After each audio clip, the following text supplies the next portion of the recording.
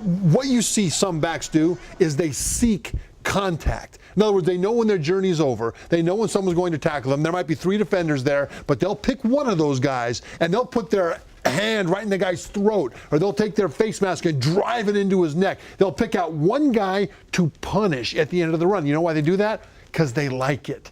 I don't see that from Matt Jones right now. I see him just seeing the journey's over, and so down he goes. I like that. Because they like it. When someone lays.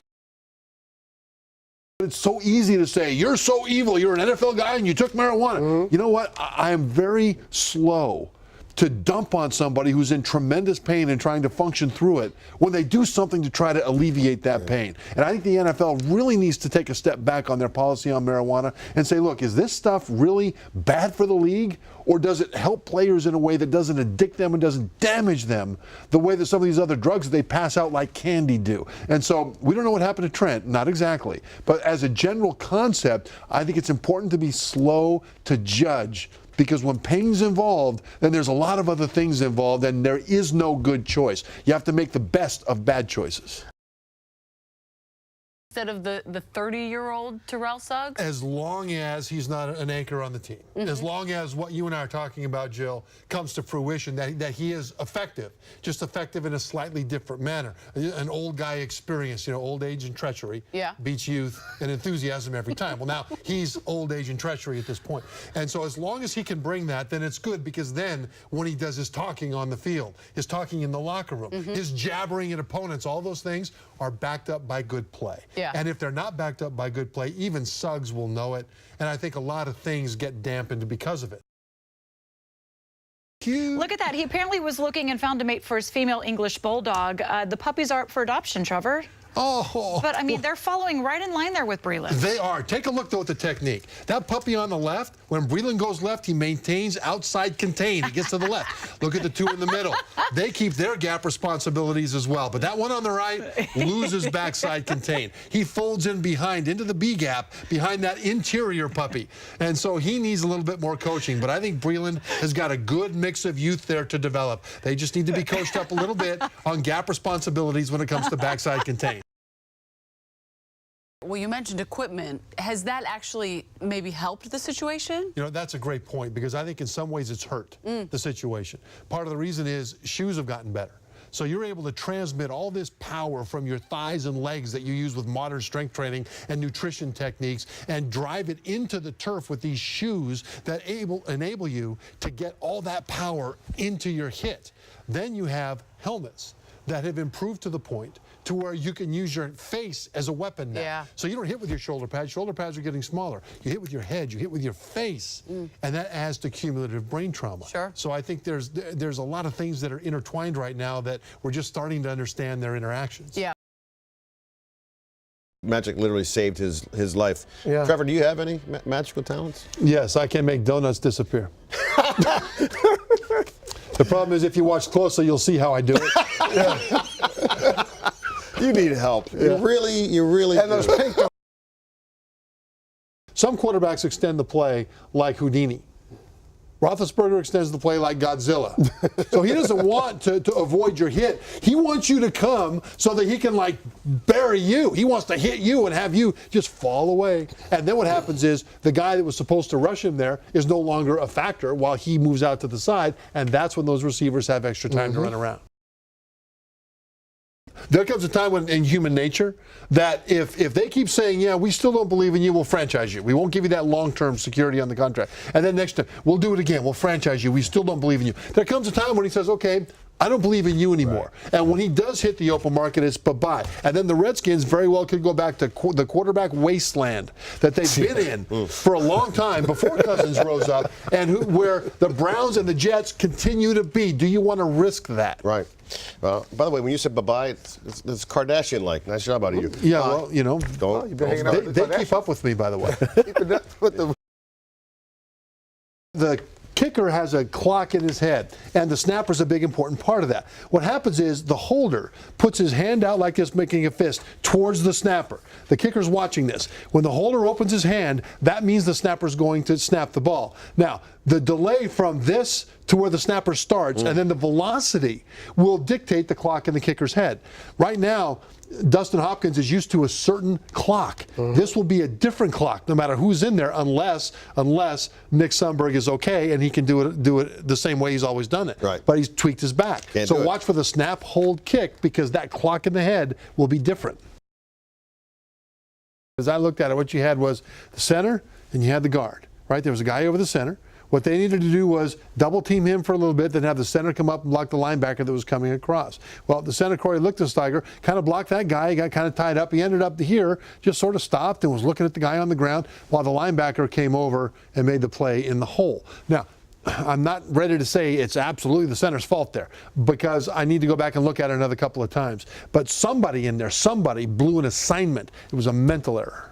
By the way, these are our graphics now when we use the. Sometimes it happens. Yeah. Yeah. Get rid of the football. He did make some plays with his arm off schedule in this game, but they weren't far off schedule. It was just like, okay, delay, gone.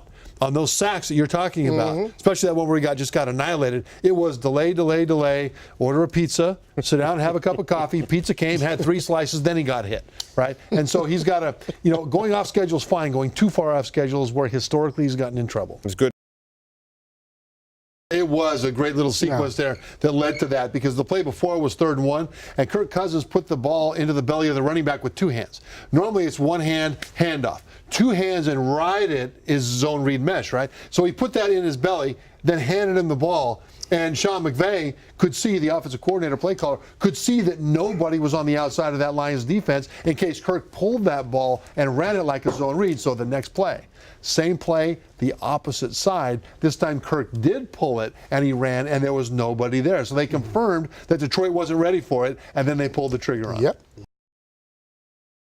Here's the thing, though. The Redskins, in order to keep Cam Newton in the pocket, what they need to do is slow down their pass rush. And the Redskins have gotten really good at slowing down their pass rush. You're rotten. You're rotten. Just saying. I mean, you talk about the depth, and that's important if you have injuries. But more than that, you've got a franchise left tackle in the making in Ronnie Stanley, their first-round draft choice. And at left tackle especially, there's so much more to it than meets the eye. You don't just pick a guy and go block him. I mean, imagine you're at left tackle right now. The quarterback's in his cadence. You're on the road. The crowd's yelling. You can't hear a single thing. All of a sudden, the defense shifts. The quarterback audibles. The defense shifts back. Here comes the linebacker right inside of you. Said, who do you block? If you've got a guy next to you that is an experienced veteran there like Kelechi Osemele, he might be able to give you a call and let you know. Otherwise, since they'll have a new starting left guard, you need to know more on your own for your own reasons. And Long is the kind of a guy that can work with him, not just in practice, but on the sideline about those mental nuances that'll help him be more effective. Kirk Cousins has a short-term memory, in part because he doesn't schedule on his calendar, remember last week. He's famous for literally scheduling his day to 15-minute increments. And if he doesn't write down, lament my poor performance against Carolina from 2:35 to 2. If he doesn't write that down, he won't do it. He is focused in the moment, and it is regimented. That's one of the reasons he's able to put the pass behind. He doesn't sit there and just strain to forget the bad moments. He's too busy moving on to the next good one. Are you hearing that? And are you hearing that from your teammates? Like, hey, man, you really got to step it up. You're hearing it from your accountant. Because in college, there are different ways that you treat people. Some players you ride, some players you encourage. It just depends on who they are and what they respond to. In the NFL, it's basically, look, we need you to do the job. You don't do the job, we'll get somebody else. You'll be on the street. Now, I don't think they say it that way, but every time they say we need more out of you, that's the message. And so however they delivered that message, whether it was really strong, whether it was more encouraged, the message is the same. It's all about this, buddy. Ravens have the best defense on the field in 1998. The problem with you guys is that you're so old in key positions that Social Security counts against your salary cap. Elvis Dumervil was named after Elvis Presley. You guys would be great for the first quarter, and then when they have to bring their walker out to get the But what does back that to the- say about y'all defense? Ohio State would beat y'all, and you know that because you cover college football. Ohio State's pretty good. Ohio State put 70 on y'all right now. All right, where's, I get a buzzer. I'm gonna. You don't just step in and play if you miss so much time. The reason is the chemistry with the quarterback. Imagine you're Kirk Cousins. It's third down, and you see an opening over here on a timing route. You're about to throw it into a tight window, and then you realize, oh, wait, that's Doxson. We haven't done this much. And if Doxson isn't in the right spot, a perfect throw will be a pick six. So what does he do? Hey, look for Jordan Reed. So this is the issue with him missing so much time. He has brought a lot of that brash pirate style that he used at corner to the safety position. He takes chances at safety, and he can do that because he's got Brashad Breeland on one side at corner, Josh Norman on the other side, guys that he can trust. And in training camp, I stand on the sideline, and I'm watching a receiver look like he's open, and all of a sudden, D'Angelo Hall flashes in front of him for an interception and carries it back for a touchdown. You do a double take? Yeah, I'm like, whoa, what? And then how fast he ran. I thought that somebody's wearing his uniform, but no, that was him. And then same thing with tight ends. Big tight ends. Looks like they're open. Here comes a flash. Hall's got the ball, and off he goes. And so because he can trust those talented corners in front of him, he can still be that playmaker at safety.